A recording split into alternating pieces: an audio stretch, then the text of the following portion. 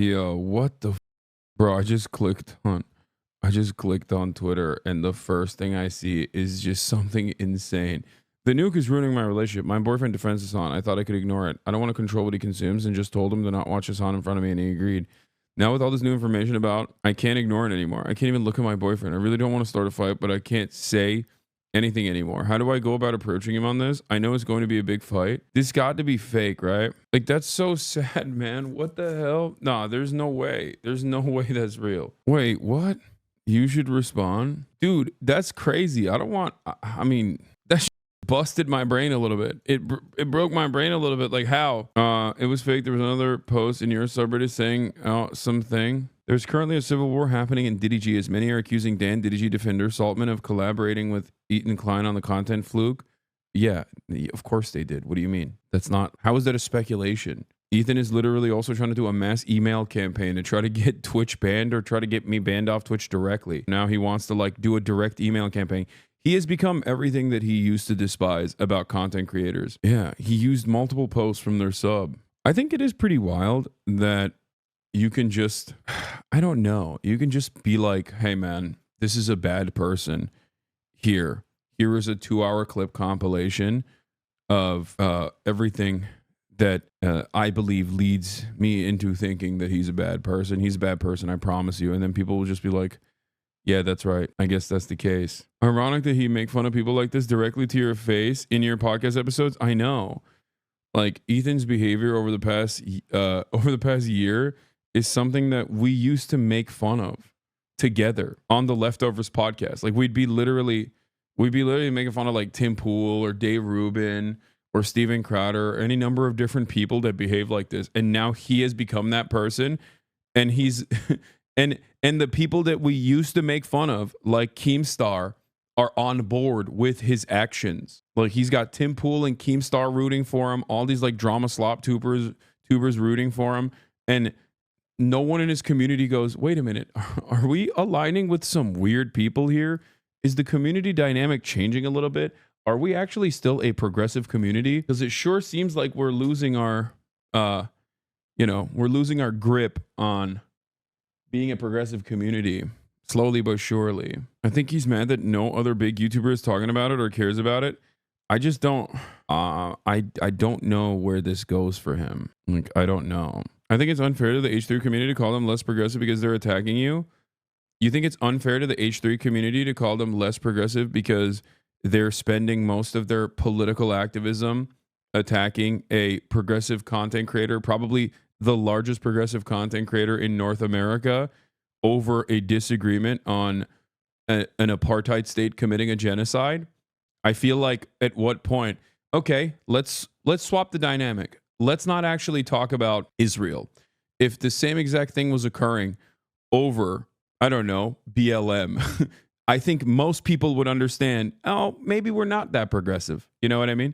Imagine I'm like, no, I'm pro Black Lives Matter, and I don't care. Like, I don't think Black Lives Matter is anti-white racism. I'm an advocate for black people. I don't want black people to be disproportionately harmed by the police. Okay. Ironically enough, this is an argument that I presented to Ethan initially as well. Okay, when you want to understand what Black Lives Matter means, do you go to white people to ask them, or do you go to black people and ask them what it means? Who do you listen to? Hey, what? When you want to understand the purpose behind a slogan, do you go and ask what white people think about Black Lives Matter, or do you ask black people what they mean when they say Black Lives Matter? I guess I would probably just ask anyone involved in that movement. I don't know. Okay, that's great. Are there black people in the Black Lives Matter movement that like legitimately hate white people and like maybe want to even kill them? I'm sure there are. There's one. You can find one of everything, okay? Like, does that change the broader movement and the morality behind Black Lives Matter? Or does that change what people mean when they say Black Lives Matter? Black Lives Matter doesn't, again, it's what's in the phrase, dude. Saying the thing is, like, saying Black Lives Matter doesn't insinuate that other lives don't matter. It's in the phrase, bro. I don't know what to tell you. From the river to the sea, Palestine will be free also doesn't feature from the river to the sea. We should destroy Israel and the Jews. You're the one who's saying that is the secondary implication behind it. And then And then everyone was like, nah, dog, you don't understand. This is actually, you're promoting anti-white racism. You want white people to be killed. Here are a million different clips out of context where you've talked about things where it makes me feel like you're on board with the Black Panther Party, which is a terror cell. You know, the American government had to prosecute and assassinate their leadership and then spent their entire time constantly repeating that over and over and over again, and then simultaneously aligning themselves with the likes of Keemstar, Tim Pool, and numerous other right-wing content creators. At a certain point, you would have to realize, like, maybe you're either A, being duped, or B, no longer as progressive as you are, or as you thought you are. Especially considering that, you know, a lot of this conversation revolves around calling me un-American and pro-enemies of America. I don't agree with them defending genocide or Israel. I think they can still be progressive in other aspects like domestic issues. Yeah, I'm just saying, I think you're... wait, why are you... Yeah, okay. Strasserites are also pro social safety nets. You know what I mean? Nazballs. I guess they're woke now. You know what I mean? Yes, there's a concept in progressive circles and in socialist circles called progressive except Palestine. This has existed for a very long time. The only reason why it's become a major contradiction now is because a lot more people are aware of the actual dynamic that has been taking place in Israel. And that is pissed off people. Anyway, I heard something about Dave Rubin being progressive except Palestine and eventually did a whole pivot. Yeah, that's how Dave Rubin started as well. That's literally how Dave Rubin became more right-wing, unironically. He was a progressive except Palestine guy. It's kind of crazy to think about because it was so many years ago, but back in the day, yes, when Dave Rubin was at the Young Turks, he was a fairly progressive person, except for the issue of Israel. And it broke his brain.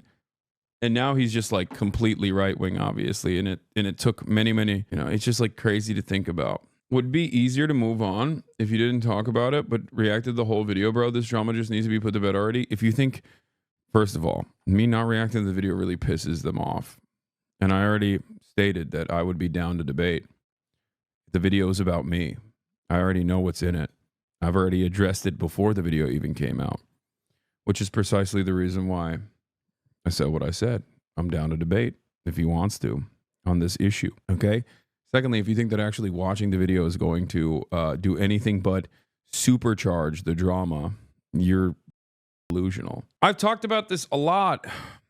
Reactionary thought is alluring. So when you start training your brain to believe things from a reactionary point of view, you start basically, it's the opposite of muscle training, right? If you don't actually constantly work out, you're inevitably going to become a weaker person.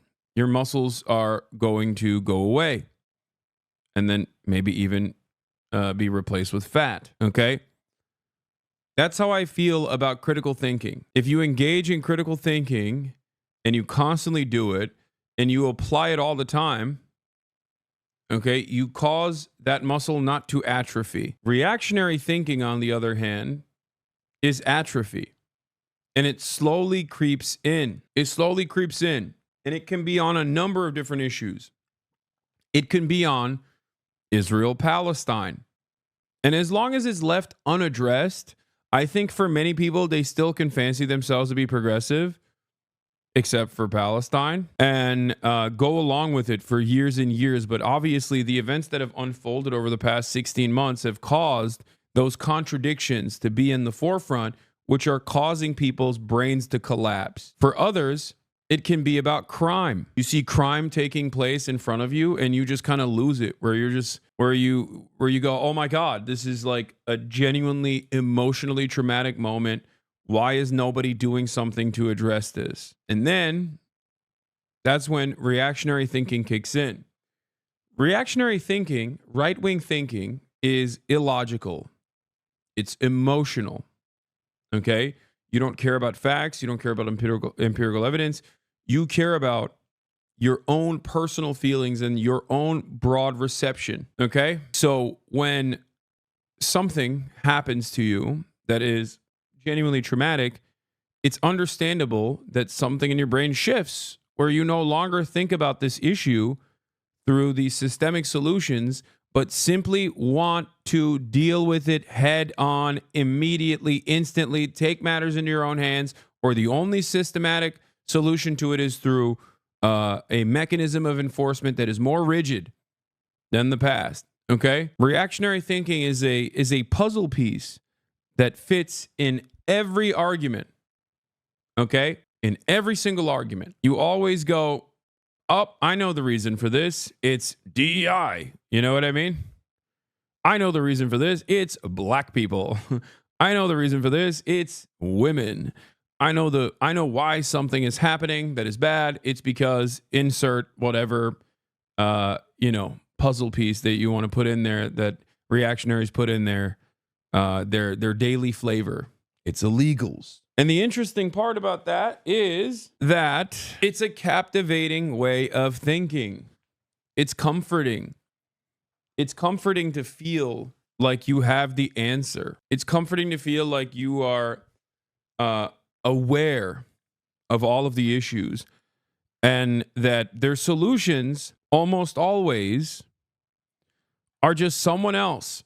And especially when that someone else is marginalized, then it's much easier to tackle that problem. There are a lot of people who act like they're doing the world a favor by publicly espousing progressive politics, but the moment it affects them personally, they go full-blown reactionary because they now actually address their own biases. They just said everything you wanted them to say. Yeah, and I think that is actually part of the reason why it's pure projection when, like, Anna or other people will say, like, Hasan is totally captive. He's a slave to his audience. Am I radicalizing my audience because I'm a, socialist who loves undermining American empire by doing acts of terror, and I'm actually radicalizing my audience? Or is it actually that I'm a captive to my audience, I'm a slave to my audience, and I have to portray my point of view? Maybe it's neither of those things. Maybe these are genuine opinions that I hold, and I'm uncompromising and routinely yell at my own audience all the time when they say some silly shit. It makes no sense, but it doesn't have to make sense. When someone like Anna says, like, Hasan is a slave to his audience, or Destiny used to say this all the time too, Epstiny, Sex Pestiny, Hasan is audience captured. Hasan is audience captured. When they say stuff like this, it's actually projection. It's no different than saying you're virtue signaling. You're coming to the conclusion that the values that I'm espousing are virtuous, but I simply cannot truly mean it. I must be doing it for some cynical reason. Because if you were in that similar predicament, you'd be doing it for a cynical reason. As a matter of fact, maybe you are actually advocating for the things that you're advocating for some cynical reason right now. That's all this is. Okay? And I think for a lot of people, it truly stems from personal vendettas. It stems from personal insecurities. And I think people, maybe I'm like a little too autistic, okay? But for me, I care about your output more than the personal back and forth that we have. There are plenty of content creators who have treated me not so great. And I'm always going to be gracious until it gets to a point where they're just like so overtly hostile that they are deliberately playing the role. Ethan isn't being cynical, though. He does think you're racist, but he's also very stupid. Okay. That's not... I wasn't even necessarily talking about Ethan here, but that's funny that you said that. Okay. The point I was trying to make is, maybe it's the autism in me, but I don't necessarily care about, like, envy as much as I, do I feel envious? Sure. Okay. From time to time. Certainly. Okay. Did you watch the full video and fire Frogan yet? First of all, this is the operating, like, this is the brain operation that the smartest fans have. What do you mean fire Frogan? From what? Frogan is her own person. She's a content creator on her own. Yes, she mods in this community as well. But, like, what do you mean fire Frogan? No. And the answer is no. Over what? Hummus? Up. Okay. Oh my God, I can't believe she wanted to make a 9/11 cake. Yeah, let me act like that is the most scary thing I've ever said.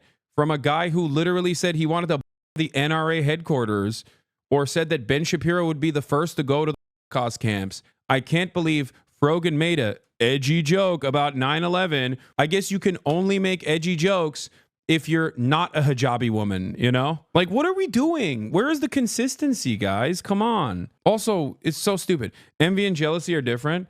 Anyway, my point was that for me, I think a lot of people that end up trying to make these arguments about how like Hasan is bad for politics in he's radicalizing his audience, yada yada yada. I think a lot of those people actually unironically are coming at this argument from a place of not like a political disagreement, but they're coming at this argument from a place where they have disagreements over something else, maybe jealousy, maybe envy, maybe anger, right? Or resentment over something. But then they try to turn this into a political disagreement because everyone wants to moralize their consumption, okay? Everyone wants to moralize their consumption. Everyone wants to moralize their call out. They can't just be like, I hate this guy, his vibes are off, okay? Or they can't simply say, I hate this guy because he's successful and I'm not, and we're in the same field, right? Like, oh, I don't like that, you know, he left the Young Turks and was able to reach levels of success on his own.